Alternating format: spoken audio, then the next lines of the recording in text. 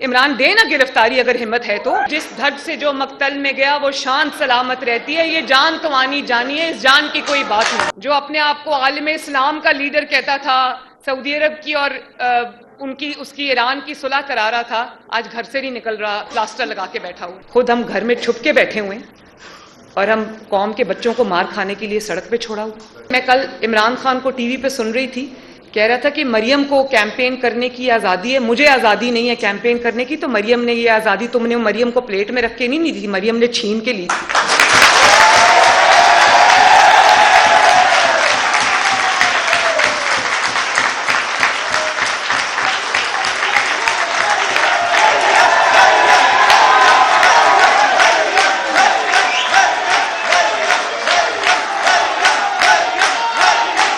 जब मैं सुनती हूं कि मरियम को खुली आजादी है, मुझे आजादी नहीं, तो भाई तुम्हें किसने कहा बेड के नीचे छुप जाओ?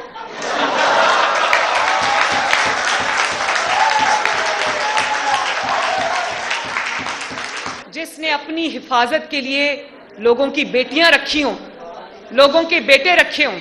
और आपको एक और बात भी बताऊं, जिले शाह के मामले में इन्होंने वो लाश देखी बेचारे की, सारे जिसको कहते ना गिद्धों की तरह, वल्चर्स की तरह टूट पड़े उसकी लाश के ऊपर। उसके घर अफसोस के लिए नहीं गए, वो भी किसी मां का बेटा था, भले वो पीटीआई से था, लेकिन वो एक पॉलिटिकल वर्कर था, और पॉलिटिकल वर्कर्स की मेरे दिल में बहुत इज्जत है।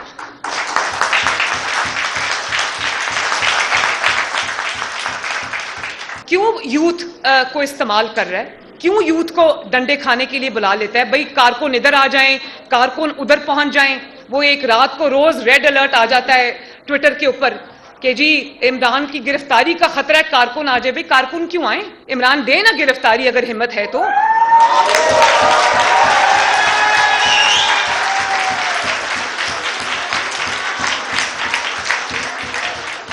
वो कहते हैं ना कि जिस धड़ से जो मकतल में गया वो शान सलामत रहती है, ये जान तो आनी जानी है, इस जान की कोई बात नहीं।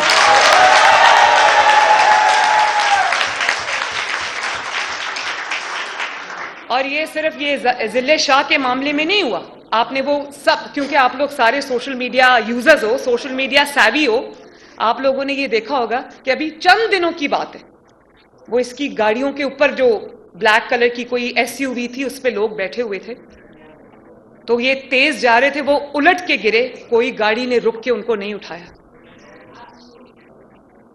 कितने अफसोस की बात है। इसी तरह वो सदफ जो एंकर थी, ये जो अपना नाकाम तरीन लॉन्ग मार्च जब कर रहा था, वो इसके कंटेनर से गिर के मरी, उसके खावन को अफसोस करने के लिए घर बुलाया। ट्वीट कल क्या कर रहा था, कोई चाइनीज किसी को कोट करके आर्टिकल को ट्वीट कर रहा था कि मैंने सुलह कराई थी ईरान में और सऊदी अरेबिया में, तो इसलिए ये हुआ है।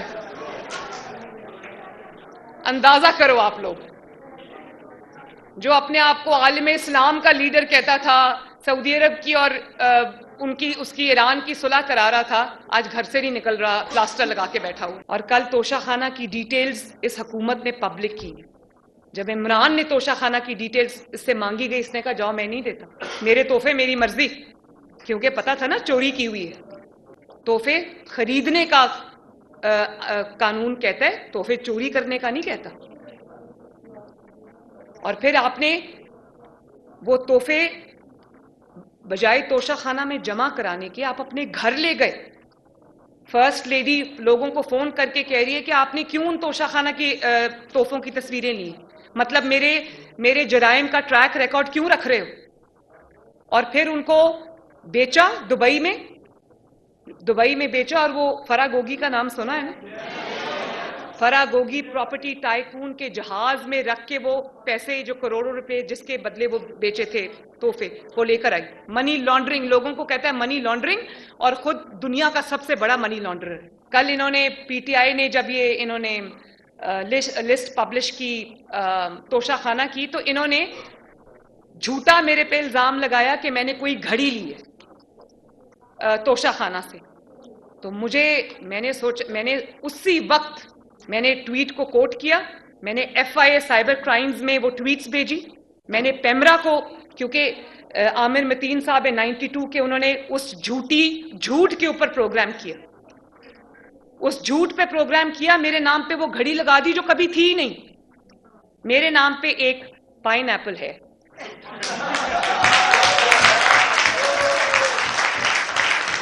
और अगर मेरी 11 साल के पॉलिटिकल करियर में आपको मरियम नवाज के खिलाफ एक पाइनएप्पल मिला है तो आपको डूब के मर जाना चाहिए।